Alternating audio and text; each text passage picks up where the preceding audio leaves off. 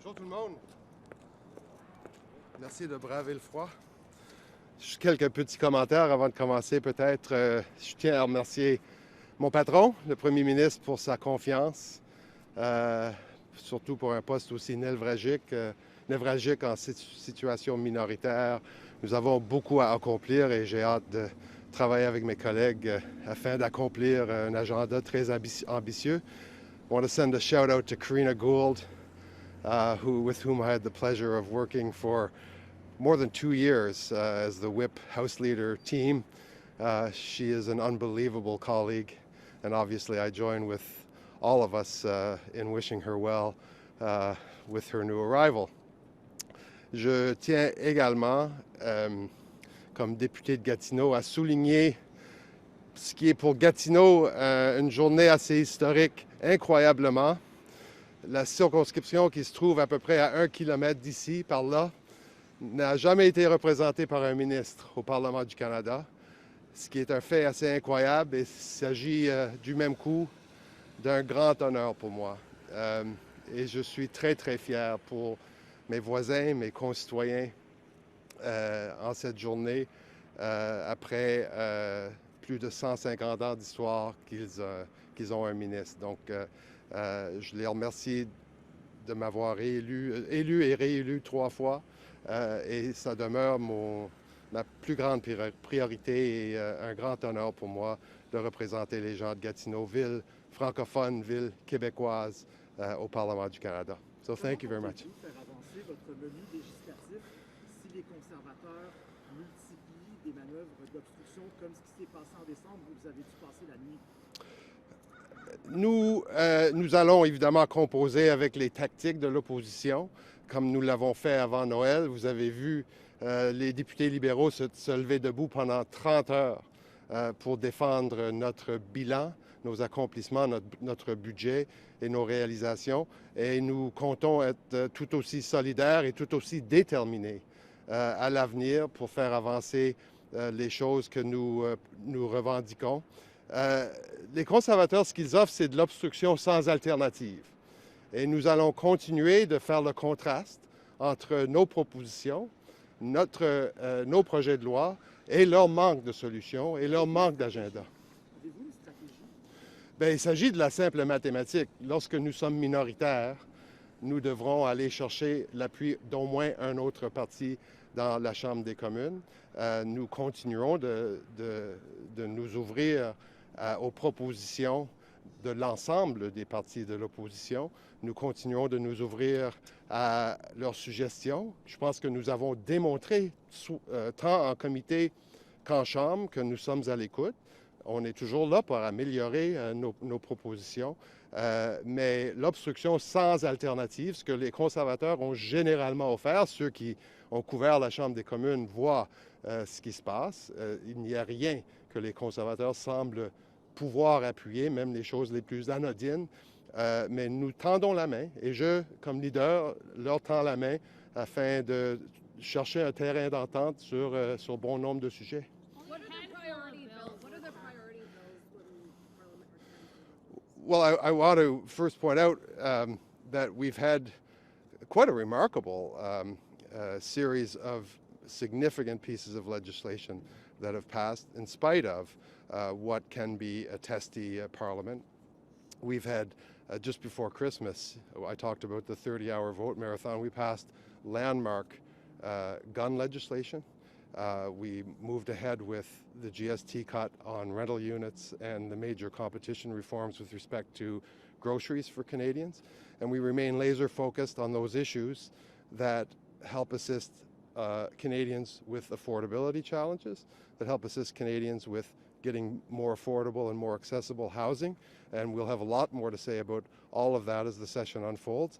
As for specific pieces of legislation, I'll let the ministers obviously speak to those, but we'll continue moving forward with the agenda that we've laid out. You only passed about a handful of bills in the fall, so some would say that's not enough.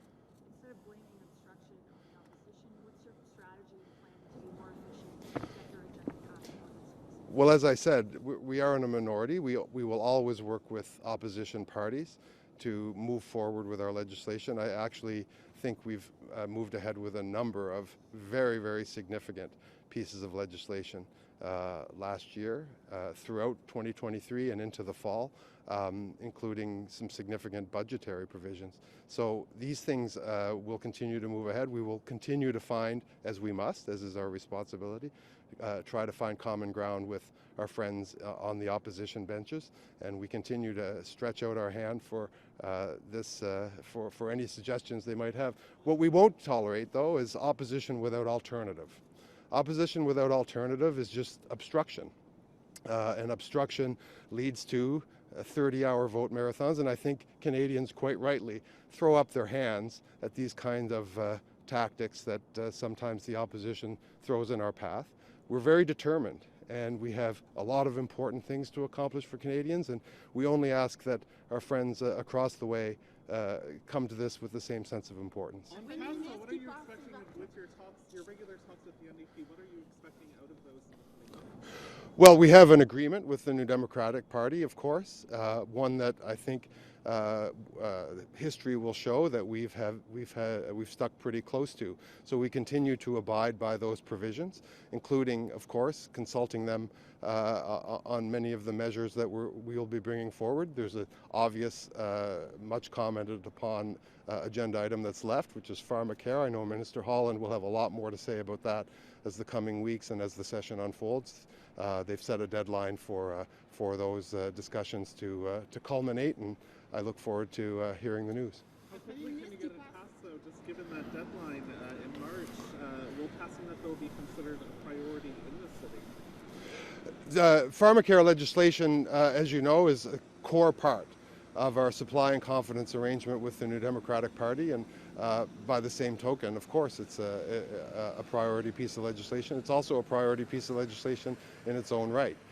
Canadians are looking for relief and a more filled-in safety net when it comes to pharmaceuticals and when it comes to medication, and this is something that we treat with the utmost importance. The Prime Minister has suggested that the federal government cannot keep offering the subsidies that it previously has to automotive companies for future deals. So what is Cabinet prepared to offer in order to land this Honda deal?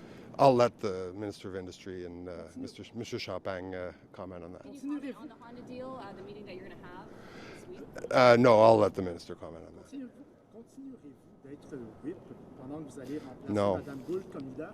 Et si vous n'allez pas le faire, qui va vous remplacer? Je félicite du même coup Mme Sahota, Ruby Sahota, qui deviendra whip en chef du gouvernement. Il s'agit d'un grand honneur. C'était la whip adjointe avec qui j'ai eu aussi le plaisir de travailler pendant plus de 2 ans, et elle sera une whip absolument fantastique. So in English, Madam Sahota will become the chief government whip, and she enjoys not only my, of course, full support, and will be working in tandem, but the support of all of our colleagues in caucus, and I'm very, very happy for her. Un premier ministre qui passe ses vacances dans un hébergement de luxe, ça envoie quel message à la population, aux Canadiens moyens, selon vous? Le premier ministre a suivi l'ensemble des règles, a parlé au commissaire à l'éthique pour faire pré-approuver ses plans de voyage. Et je ne pense pas qu'il y a beaucoup de Canadiens qui voudraient enlever au premier ministre la possibilité de prendre des vacances de Noël avec sa famille. Est-ce que vous pensez qu'on devrait peut-être revoir les règles pour que les cadeaux gratuits de la part des amis comme ça soient obligatoirement déclarés? Nous avons une loi très, très étoffée en matière d'éthique. Et le fondement de cette loi est la transparence, et c'est pour cette raison que l'on en discute aujourd'hui. Le premier ministre a suivi l'ensemble des règles, et les Canadiens, je pense, souhaitent que le premier ministre puisse passer du temps en famille pendant les vacances de Noël. The Prime Minister followed all of the rules and, in fact, got his travel plans pre-approved by the Ethics Commissioner. And I think Canadians don't want to deny the Prime Minister the ability to take a Christmas vacation with his family, and that's what he did. And all of the rules have been followed, and the law has as one of its fundamental pillars, transparency, which is of course the reason why we're discussing this today. So the Prime Minister has acted transparently and of course in all respect of all of the rules. Mais ça ne soulève pas des questions sur une apparence de quelqu'un qui profite peut-être de son statut pour obtenir un avantage? Le Premier ministre, il y a justement des règles qui encadrent ce qui peut constituer un affront. Et le Premier ministre a à l'avance, pris très au sérieux ses engagements antérieurs et a fait pré-approuver ce voyage auprès du commissaire à l'éthique. Donc, je pense que tout a été suivi à la lettre. Pour les gens de votre circonscription, on a une question des collègues du régional qui se demandent pour le pont Alexandra. On sait que la fermeture entraîne plusieurs problèmes. Les gens sont un peu frustrés. Il y a des options qui avaient été présentées dans un rapport.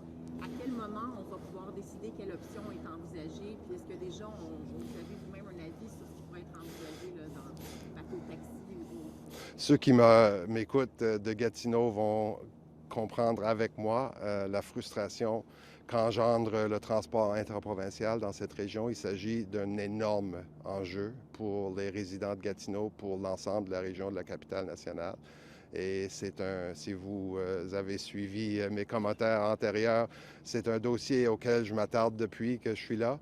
Le pont Alexandra et son remplacement va entraîner de nombreux défis en matière d'achalandage, en matière de transport en commun et autres dans la région. Je sais qu'il y a un plan qui a été offert par Services publics et approvisionnement. Il y a beaucoup de décisions à prendre. Je suis content qu'il s'attarde sur des mesures d'allègement en matière de circulation.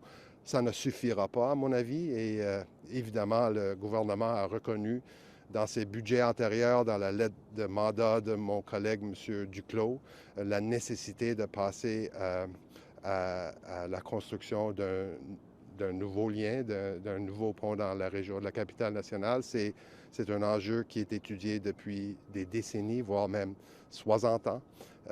Et donc, le gouvernement devra prendre une décision là-dessus aussi. Will you have a different approach to dealing with the opposition compared to Mr. Gould? I think most people, I know Mr. Scheer, of course, and many of his colleagues on the opposition benches, M. Terrien également, et bien sûr M. Julian, ainsi que leurs whip respectifs avec qui j'ai travaillé. I think I'm known as someone who has an open door policy.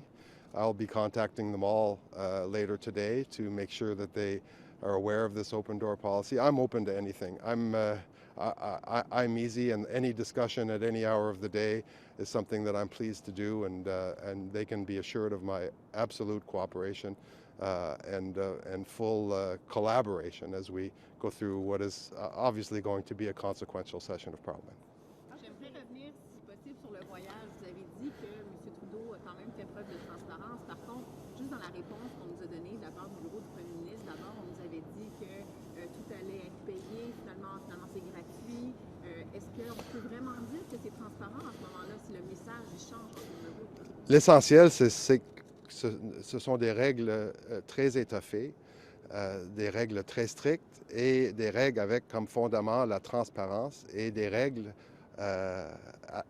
auxquelles le Premier ministre s'est adhéré très fidèlement, et je ne peux que souligner le fait que les règles ont été suivies et les Canadiens, je pense dans l'ensemble, acceptent que le Premier ministre et sa famille, ses enfants, passent du temps ensemble pendant les vacances de Noël. The level of discourse in the House is often described as toxic. So what will you do on the Liberal side to raise the standard of debate and decorum? You know, as a team, we've always worked very hard at maintaining decorum on our side of the House, and those who follow the House of Commons, I think, will acknowledge that Liberal MPs enter that chamber with a lot of respect, as we do on committees, as we do with considering amendments, speaking with stakeholders. At times, I would agree that the climate and the atmosphere inside the House of Commons is not one that you would recommend to people as a workplace. And we can do better. There's no question we can do better. It's a question of will, though. I only help control a part of that. Other parties must adapt their behaviors to what they see fit. I can only say that for our part, the Liberal Party will continue to exercise restraint when it comes to tactics in the House of Commons and be willing to compromise when it comes to some of the fundamental decisions that are before us. Will you be tabling pharmacare legislation imminently based on the deadline? I'll leave that to Minister Holland to discuss the timelines and so on, but I think this has been amply commented upon. Yeah. You talked about tone and your own sort of tone to this, and I'm just wondering if you have any instruction to the caucus in the tone that they should be setting as MPs, if you want them to recognize that the tone that the Liberal MPs were taking was not on the right track. Do you have any sort of message you'll be bringing to the caucus? Do they need to change? I don't think it's a secret that our colleagues in the Liberal caucus, we've discussed many times, and I think those who are in the House can observe that Liberal MPs are respectful of the institution, respectful of the rules, follow the rules, and of course, while I don't see that as a major issue, we will continue, I think, following that philosophy. Wait, but I'm not asking about the rules, I'm asking about the tone. You said that the tone, we can do better. You said we. Well, so what about your own party? well, of course, I think all members of Parliament carry with them into the House of Commons a need for better respect of the rules and better respect of those institutions. And of course, we continue to discuss that as a Liberal caucus. We will always follow all of those rules. What I said earlier, though, merits repeating. Obstruction without alternative is not something that the House of Commons is designed for. The House of Commons is designed for debate, for contrasting ideas, for different solutions and discussing the merits of those. It seems to me that over the last little while, it's only been our side of the House that offers solutions, that offers concrete proposals for Canadians, and the other side, what we see is obstruction. Where no single proposition can get through the official opposition. That's something that I would invite my colleagues over there to reconsider. Is the Speaker setting the right tone? There's a lot of conflict in the all of the Speaker's approach, some of the ways that he brought forward his points.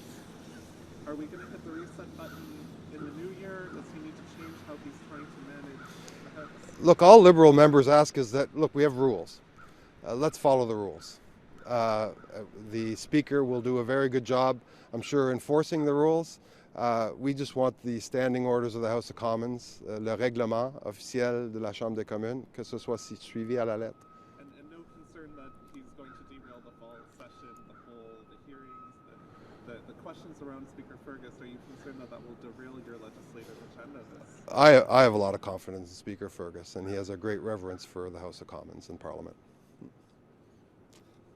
Merci à tous. Merci d'être là.